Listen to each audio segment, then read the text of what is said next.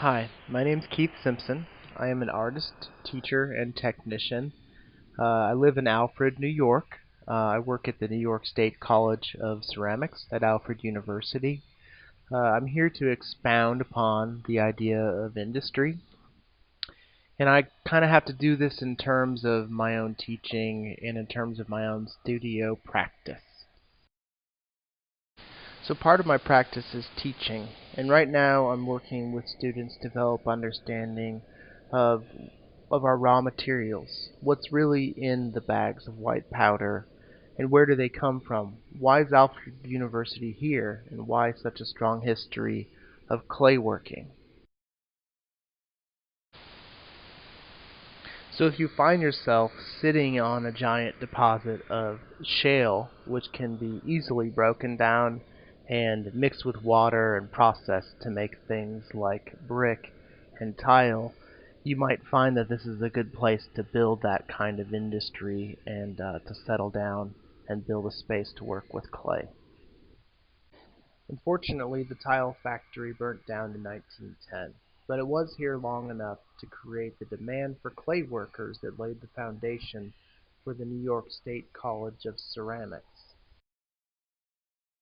Alright, so here we are back in Alfred, and really just down the street from where that historic tile factory would have been. And we're in my studio. We're looking at this machine that is producing this 3D printed ceramic object. And I'm utilizing this Frankenstein kind of machine that's been cobbled together from a variety of resources. I have to just generally thank the makers community for cracking these industrial tools open, these motion control machines, in ways that the hobbyist or the maker or the studio artist like myself can really utilize them and control them in the way that we want to hopefully do some new things.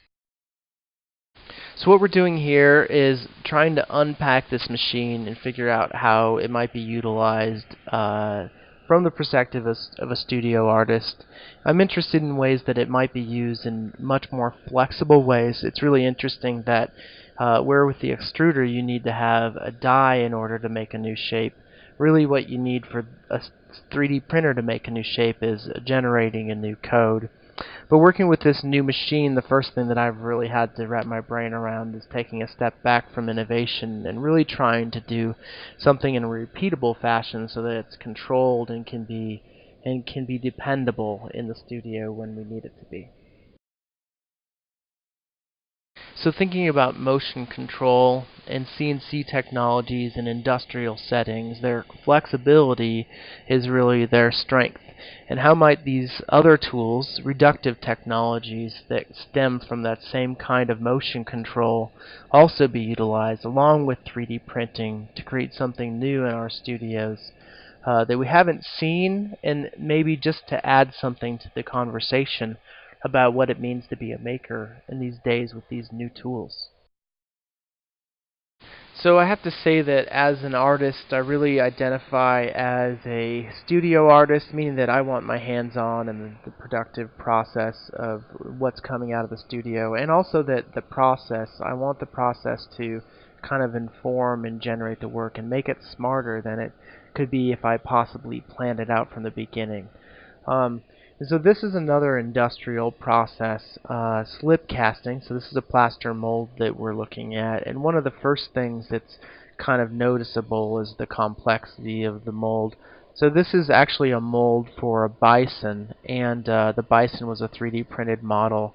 And most factories, they would produce something like this. They would segment the model and cut it into different pieces.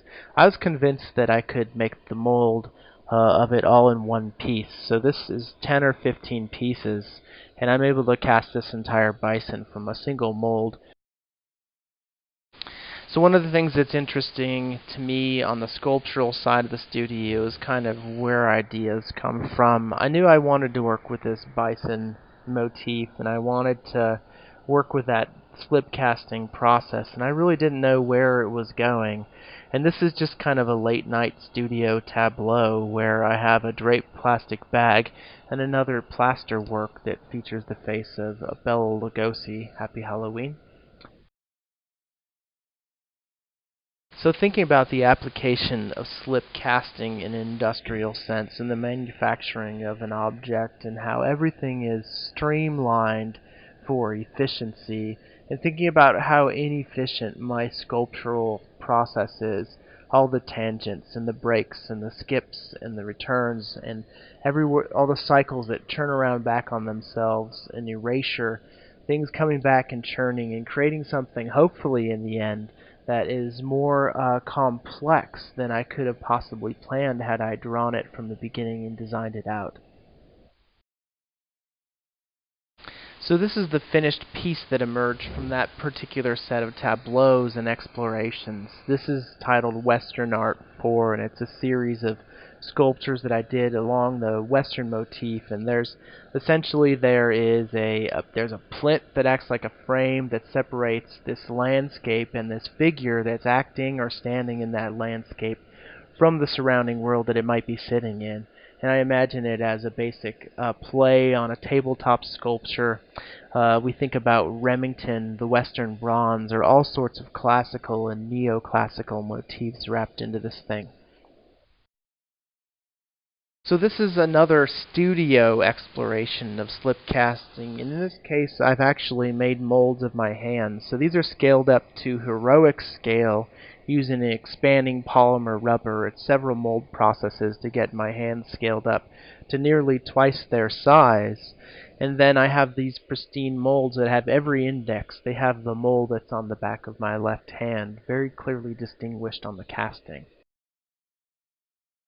So what I'm doing with slip casting in the studio is very impractical from an industrial standpoint.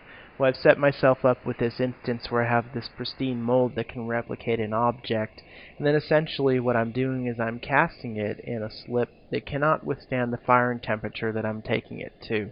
So I get this pyroplastic deformation and this deflation of those objects. So I'd like to conclude with this detail of the hands, and really just thank you for coming along on this little journey, this exploration into the idea of industrial and industrial tools and how those have informed the process and the practice both in my teaching and in my work. Thank you.